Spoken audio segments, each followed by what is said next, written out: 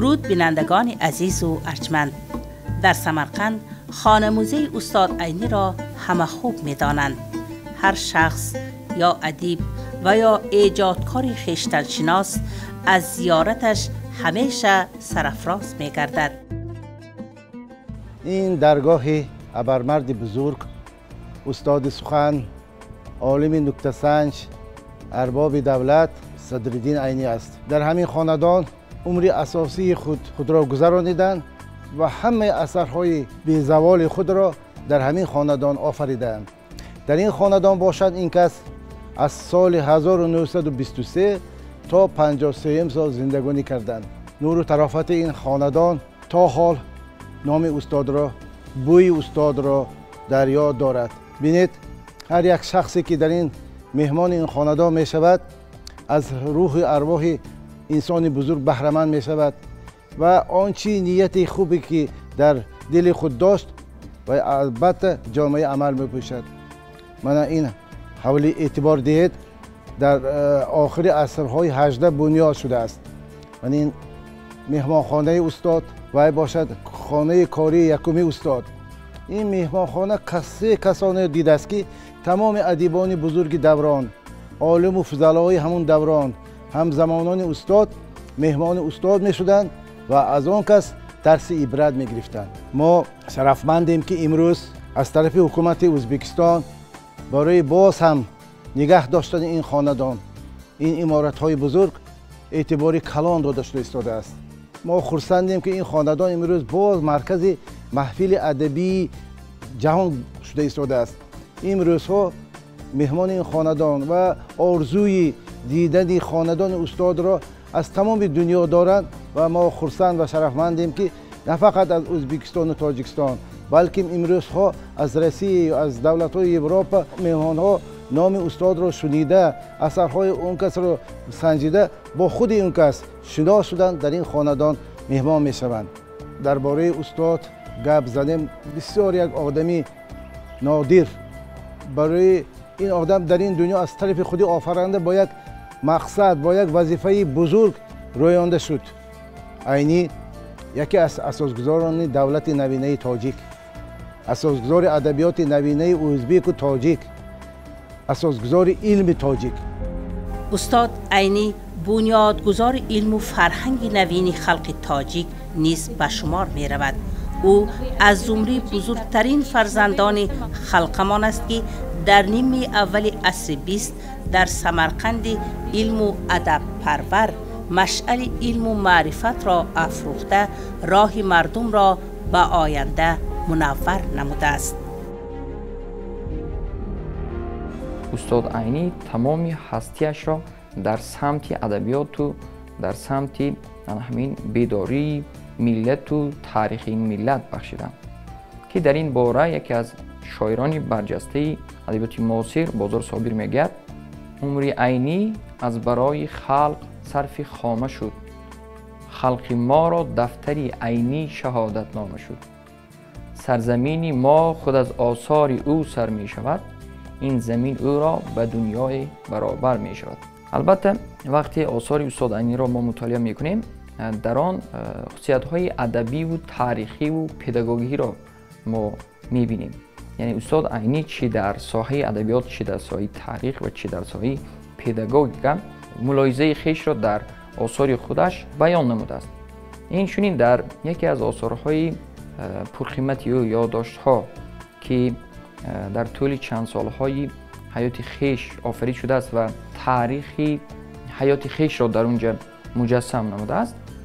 این آثار می باشد که استاد عینی تمامی تاریخ خویش را و این چنین تاریخی همون امارت بخارا را در آثارش مجسم کند.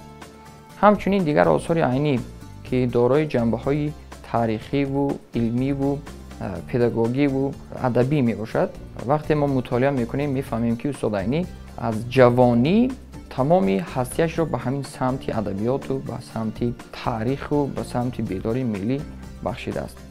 باید گفت که استاد عینی از اولین شخصانی باشند که دایر به مکتب نوی امارت بخارا حصه‌گذار باشند. یعنی او توانسته است که یکی از آثار پداگوژیک تهذیب الصبیان و یا ترتیب القرآن را نشر کنند. این از آن دلالت می‌دهد که استاد عینی برای پیشرفت نسل جوان بسیار حصه‌گذار بودند. استاد عینی نه فقط شاعر و یا نویسنده، بلکه ژورنالیستی خوب و ژورنالیستی با مهارت نیز بودند. استاد عینی از جمله شاعرانی بودند که شعرهای ماهرانه ایجاد کردند، اما بعداً فهمیدند که با نظم نمیتوان شرح حال آن روزه را بیان کرد و این خاطر دست زدن به نثر تا که حیاتی همان روزه امارت بخارا و مردم آن را در ایجادیاتشان تصویر کنند تا به نسل ما و آینده رفته رسد. استاد عینی مثل مولانا جامی و علی شیر نوایی سنت‌های بهترین خلق‌های ما را در زمان خود ادامه داده است. او به صفت استاد و معلم معنوی ادیبان هر دو خلق و ادیبان و عالمان غمخواری و راهنمایی نموده است. من دانشجویان عزیز، ما امروز با خوان‌آموزی استاد عینی شناس شدیم و آن چیزهایی که در اینجا وارد شده است با آنها شناس شدیم. من صدرالدین عینی را خیلی دوستش می‌دارم و خواستم که کار علمی خود را از یادداشت‌های صدرالدین عینی انتخاب کنم. حالا باشد من کاری تحقیقاتی خود را در موضوع خصوصیت‌های لینگوا کاگنیتیوی کانسپت پدر در یادداشت‌های صدرالدین عینی دوام داده ایستادم. من هر یک ورق یادداشت‌ها را خوانده، از هر یک سطر آن образи падаре ки ҳаст, ман образи падарро ҷудо карда ва кори илми тадқиқотии худро давом дорам. бале дуруст ҳарф задед устод. Садриддин Айнӣ на танҳо сардафтари адабиёти муосири тоҷик, балки асосгузори илму фарҳанг, забони тоҷикии мо ба ҳисоб меравад. мо Садриддин Айниро падари миллат мегӯем. чаро? зеро тавассути хизматҳои Садриддин Айнӣ буд ки имрӯз забони тоҷикии мо зинда аст ва мо бемалол бо забони тоҷикии худ ҳарф зада метавонем. мо Садриддин Айниро қадр мекунем ва фахр мекунем ки чунин шахс аз чунин алломаи бузург доштанамон хеле фахр мекунем ва дар оянда корҳои устодро давом медиҳем. Садриддин Айнӣ ҳамчун устоди устодон, роҳнишондиҳандаи ҳар як шахс, устоди бузурги шоирону нависандагони тоҷик ба ҳисоб мерафтанд. устод Садриддин Айнӣ ҳараки моро ба роҳи илмомӯзӣ ҳидоят намуданд. биёед эй рафиқон дарс хонем, ба бекориву нодонӣ намонем. дар олам ҳар касе бекор гардад, ба чашми аҳли олам хор гардад. оре бояд мо ҳама вақт аз пайи илму дониш шавем, хонем, дарс омӯзем. устод Айниро мо на танҳо адабиётшинос, насрнавис, нависанда, адабиётшиноси маъруфи тоҷик, балки ҳамчун забоншинос ҳам мешиносем. ба тамоми нависандагон муроҷиат карда Садриддин Айнӣ мегӯянд ки нависандагон, шогирдонам, шумо бояд ки соддабаён бошед. шумо ки чизе ки навистагӣ шуморо танҳо худатон нафаҳмед, шумо барои халқ эҷод мекунед, барои хонандагонатон эҷод мекунед. ҳаминро фикр карда шумо аз калимаҳои душвори арабӣ асос даст кашед. ин гуна калимаҳоро истифода наред дар асарҳои худатон, каме соддабаёнӣ кунед. ман худам мехостам ки аз пайи ҳамин Садриддин Айнӣ бар ин шахс раваму ман ҳам дар ҳамин адабиёти тоҷик каме саҳмгузор шавам, як ҳиссагузор шавам. ҳаминро мехостам ва аз дигар донишҷӯён, хонандагони мактаб, донишомӯзон илтимос мекардам, хоҳиш мекардам ки ҳамчун ҳамин Садриддин Айнӣ як шахси барҷаста, шахси ба миллаташ фоиданок шуда ба воя расанд. Айнӣ эҷодкори бузург буданд. дар соли 1962 дар Қоҳира конференсияи адибони давлатҳои Осиё ва Африко баргузор мегардад. барои хизматҳои шоёни устод ки барои рушду ривоҷи адабиёти ҷаҳонӣ сарфа карда шудагӣ буд, ба қатори дигар 3 нафар адибони замонавӣ Рабиндранаth Тагори Ҳинд, Али Ҳошими Араб, Лусини Чин ва Садриддин Айнӣ ба қатори адибони классикии адабиёти ҷаҳон дароварда шуд. имрӯз устод адиби классикии адабиёти ҷаҳонӣ ҳастанд. дигар хизматҳои Айнӣ در آن است که در ادبیات تاجیک درباره سودخوران و فریبگران و آدم‌های همین خیلی بدکردار اثرهای بسیاری آفریده شده است. لیکن 4 اثر که از طرف خودی ادیبان جهان اعتراف شدند، 4 نفر اثر همچون در همین ژانر شاه اثر به حساب می رفته است. یکی از اینها اثری ادیب فرانسوز بالزاک که گپسک نام دارد، دیگرش ادیب روس سلتیکوف شیدرین ایودوشک گلاولیوف، سومش همین خیلی یک پاره‌خوری شکسپیر و چهارمین اثر این اثری مرگ سودخور صدرالدین عینی. یک اثرچه که خردکک لیکن با چقدر مهارت با یک سخنی جنگاور، ابرزهای رنگارنگ تاریخ 200 ساله بخارا را تصویر کرده است که آدمی که این کتاب را مطالعه میکند به همون اقیانوسی اثرهای ادبیات ایجاد عینی می‌دارد، از وی برآمدن مشکل می‌شود. امروزها هم در خانه موزه استاد با تشبث مرکز ملی مدنی تاجیکان سمرقند و استادان دانشگاه صحبت‌های ادبی برگزار می‌گردد. ما امروز در چهاربینی صدرالدین عینی استاد هستیم. در خاندانشان اشتراک داریم. با همراهی فرزندان مهرشاد جان یک شعر استاد را خواندیم.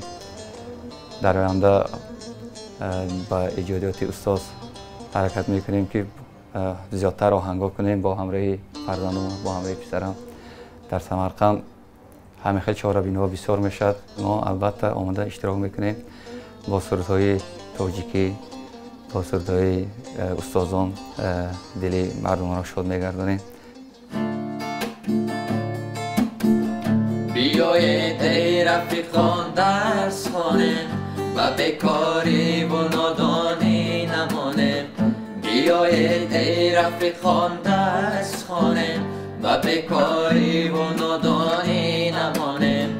در عالم هر کس بیکار گردد با چشم اهل عالم خار گردد. در عالم هر کس بیکار گردد با چشم اهل عالم خار گردد. بیایید ای رفیقان درس خوانیم و بیکاری و نادانی نمانیم. بیایید ای رفیقان درس خوانیم و بیکاری و نادانی نمانیم. سالهای استقلال، خدمت‌های شایسته استاد عینی بهر رشد کمال ادبیات بدیعی و علم و فرهنگ تاجیک و ازبک برحق با اردین بیوک خدمتلari uchun تقدیر شده است که مثال روشن اعتبار همیشگی دولتمان به علم و ادب و ارج گذاشتن به خاطری درخشان نمایندگان بزرگ آن می باشد. امروزها اعتبار به ایجادات استاد بسیار در تمام دنیا اوج گرفته ایستاده است. امسال 15 اپریل که زادروز استاد است، ما یکمین کنفرانسی بین المللی بخشیده به ایجادات استاد عینی میگذرانیم و ما انتظار آنیم که تمام مخلصان عینی، مشتری های عینی از این فرصت استفاده میبرند و همین روز آمده یک روح عینی را شاد کرده زیارت میکنند و در این کنفرانس ما اشتراک میکنند. ای ساربان آهسته را کارام جانم میرود. ای ساربان آهسته را کارام جانم میرود. وان دل که با خود داشتم با دل ستانم میرود. وان دل که با خود داشتم با دل ستانم میرود. محمد بدار ای ساربان، تندی مکن با کاروان. محمد بدار ای ساربان، تندی مکن با کاروان که از عشقیان سر به روان گویی روانم میرود که از عشقیان سر به روان گویی روانم میرود ای ساربان آهسته را کاران جانم میرود وان دل که با خود داشتم با دل صفا نمیرود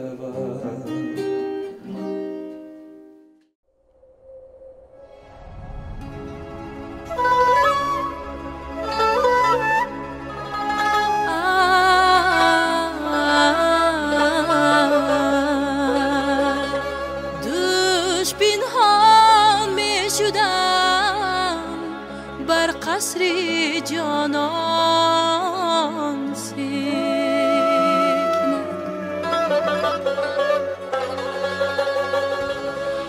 دوش پنهان می شدم بر قصر جانان سکند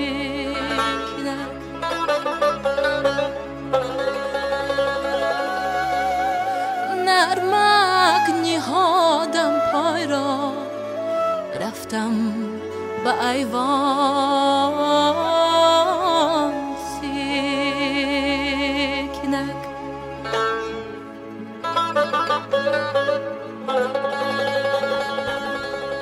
دیدم نگاری خویش را در تخت زر بر خواب خوش من از نهیبی خوابی و شون بی لرزان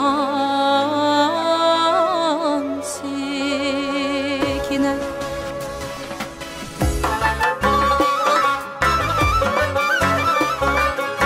کردم دو انگشتی دراز آهستکک آهستکک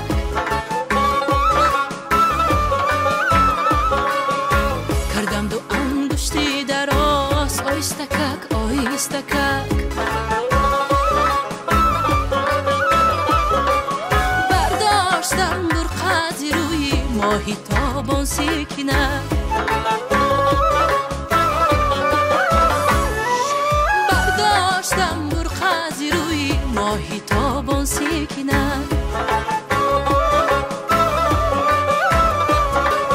در خواب جنبانیدمش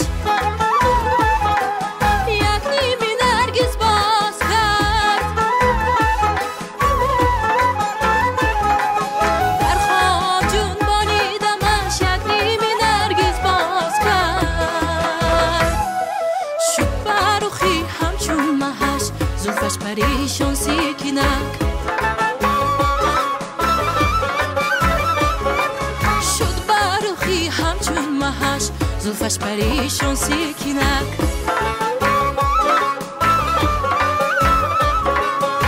گفتا چی داری مدعا گفتم زلالت بوسه ای